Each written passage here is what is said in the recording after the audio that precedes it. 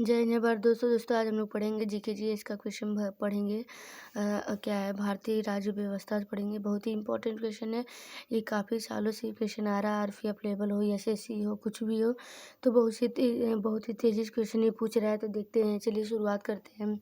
तो पहला क्वेश्चन है कि भारत की संविधान सभा किसके अनुसार गठन की गई है। साइमन कमीशन का प्रस्ताव से, या क्रिप्स प्रस्ताव, या क्या है माउंटबेटन योजना, या कैबिनेट मिशन योजना। तो किसके अनुसार ये हो रहा है, तो देखते हैं कौन गठन किया है। तो इसका ऑप्शन हो जाएगा डी, कैबिनेट मिशन योजना के द्वारा हुआ है। आगे की ओर चलते अगले क्वेश्चन की ओर दिया हुआ है कि क्या है कि संविधान सभा के सदस्यों को निम्न में से किसने किसने प्रत्यक्ष रूप से निर्वाचित किया है। क्या है प्रांतों की विधानसभा, या संघीय व्यवस्थापिका, ए एवं बी दोनों, उपरोक्त में से कोई नहीं। तो इसका ऑप्शन क्या हो जाएगा दोस्तों, इसका ऑप्शन हो जाएगा ए, यानी क्या होगा प्रांतों की विधानसभा से होता है। आगे की ओर देखते हैं, अगले क्वेश्चन को चलते हैं। दिया हुआ है संविधान सभा की स्थापना कब हुई। 10 जून 1946 में, या 9 दिसंबर 1946, या 26 नवंबर 1949 में, या 26 दिसंबर 1949 में।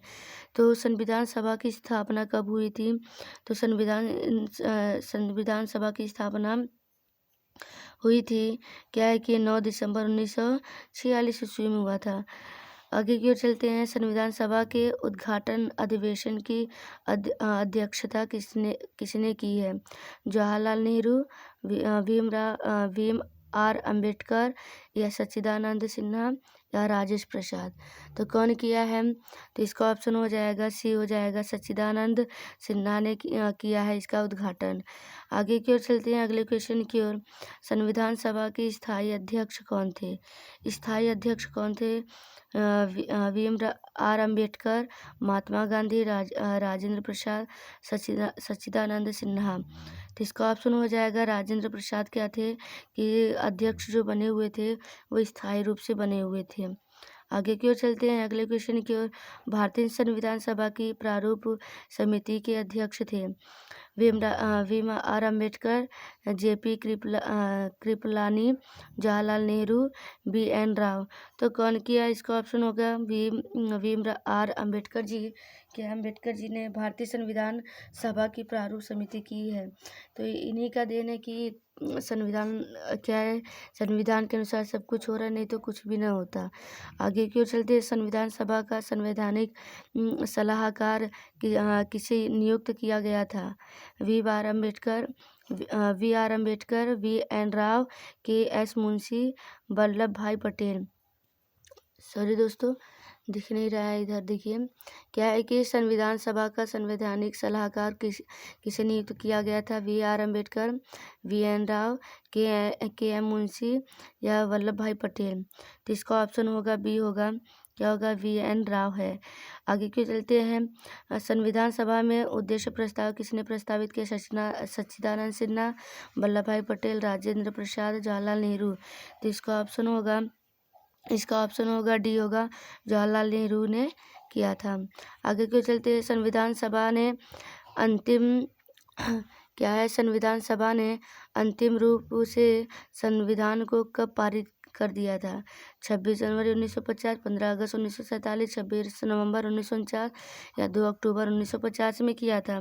तो इसका ऑप्शन होगा सी, हो जाएगा 26 नवंबर 1949 ईस्वी में दिया गया था, पारित किया गया था भारतीय संविधान। आगे की ओर है। भारतीय संविधान किस दिन से पूर्णतः लागू हुआ। 26 जनवरी 1949 में, या 26 जनवरी 1949, 26 नवंबर 1949, या 26 जनवरी 1950, या 15 अगस्त 1947। यानी भारतीय संविधान किस दिन पूर्णतः लागू हुआ था। तो किस दिन लागू हुआ था, तो इसका ऑप्शन होगा 26 जनवरी 1950 में क्या हुआ था, लागू हुआ था ये हमारा संविधान। इतना इम्पोर्टेंट क्वेश्चन है जो कि हर बार हर कंपटीशन में ये क्वेश्चन आता रहा है लगातार। आगे देखते हैं। भारत गणतंत्र कब बना। 15 अगस्त 1949, या 26 जनवरी 1949, या 26 नवंबर 1949, या 26 जनवरी 1949, या 26 जनवरी 1950 ईस्वी में।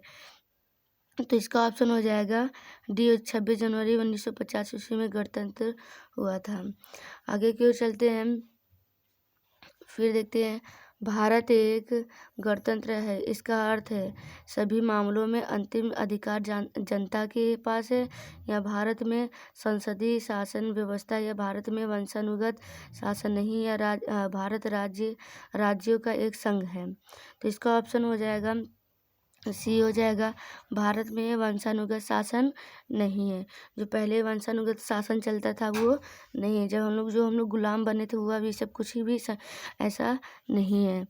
फिर क्या है, संविधान सभा द्वारा अंतिम रूप से, ये देखिए, संविधान सभा द्वारा अंतिम रूप से पारित संविधान में कुल कितने अनुच्छेद और अनुसूचियाँ थीं? 395 अनुच्छेद और 8 अनुसूचियाँ, या 395 अनुच्छेद और 10 अनुसूचियाँ, या 375 अनुच्छेद या 7 अनुसूचियाँ, या 444 अनुच्छेद या 12 अनुसूचियाँ हैं। तो क्या है कि संविधान सभा द्वारा अंतिम रूप से पारित संविधान में कुल कितने अनुच्छेद और अनुसूचियाँ थी? तो इसका ऑप्शन हो जाएगा ए, हो जाएगा 395 अनुच्छेद और 8 अनुसूचियाँ हैं। आगे क्यों चलते हैं, अगला क्वेश्चन देखते हैं। भारतीय संविधान के किस भाग को उसकी आत्मा की संज्ञा दी गई है? मूल अधिकार, प्रस्तावना, संवैधानिक उपचारों का अधिकार, या संशोधन प्रक्रिया? तो इसका ऑप्शन हो जाएगा सी, संवैधानिक उपचारों का अधिकार दिया गया है। आगे की ओर देखते हैं, भारतीय संविधान की कौन सी विशेषताएं इंग्लैंड से ली गई है? संसदीय प्रणाली, संघीय प्रणाली, मूल अधिकार, मूल कर्तव्य। तो कौन सा लिया गया है? इसका ऑप्शन है संसदीय प्रणाली। पहला नंबर है कि संसदीय प्रणाली से ली गई है। आगे की ओर चलते हैं, वर्तमान में भारतीय संविधान में कुल कितनी अनुसूचियां हैं? वर्तमान में भारत संविधान में कुल कितनी अनुसूचियां? 8, 10, 12, 14। तो इसका ऑप्शन हो जाएगा सी, होगा, क्या हो जाएगा सी, 12 है। कितना अनुसूचियां हैं? 12 है। इसके पहले जब लागू किया गया था तब कुल कितना था? 8 अनुसूचियां था। अब कितना हो गया है? 12 हो गया। 2 ठो क्या बोलते हैं, 4 ठो बढ़ गया है। आगे की ओर देखते हैं, भारत संघ में शामिल राज्यों तथा संघ शासित क्षेत्रों का उल्लेख भारतीय संविधान की किस अनुसूची में है? प्रथम, द्वितीय, तृतीय, चतुर्थ।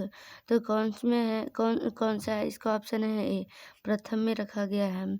आगे की ओर देखते हैं, 18वां क्वेश्चन, भारतीय संविधान की तीसरी अनुसूचिया का संबंध है राज्यसभा में प्रतिनिधित्व से, या शपथ एवं प्रतिज्ञा से, या भाषाओं से, या उपरोक्त में से कोई नहीं। तो इसका ऑप्शन होगा बी, होगा, क्या होगा? बी, शपथ एवं प्रतिज्ञा से हुआ है। तो आगे की ओर देखते हैं, भारतीय संविधान की किस अनुसूची में राजभाषाओं का उल्लेख है? 7वीं, 8वीं, 9वीं, या 10वीं। तो इसका ऑप्शन होगा बी, होगा 8वीं है। क्या है? 8वीं भाषा का उल्लेख हुआ है। आगे की ओर देखते हैं, ये लास्ट क्वेश्चन है। तो आगे की ओर देखते हैं, दल बदल से संबंधित प्रावधान किस अनुसूची में रखी गई है? 5वीं, 6वीं, 8वीं, 10वीं। तो इसका ऑप्शन हो जाएगा डी, 10वीं में रखी गई दल बदल से संबंधित प्रस्तावना किस में है? 10वीं अनुसूची में है। तो 21वां क्वेश्चन हम लोग अगले वीडियो में देखेंगे दोस्तों। इसी के साथ मेरा सपोर्ट करते रहिए। अगले वीडियो में मिलेंगे। जय हिंद, जय भारत।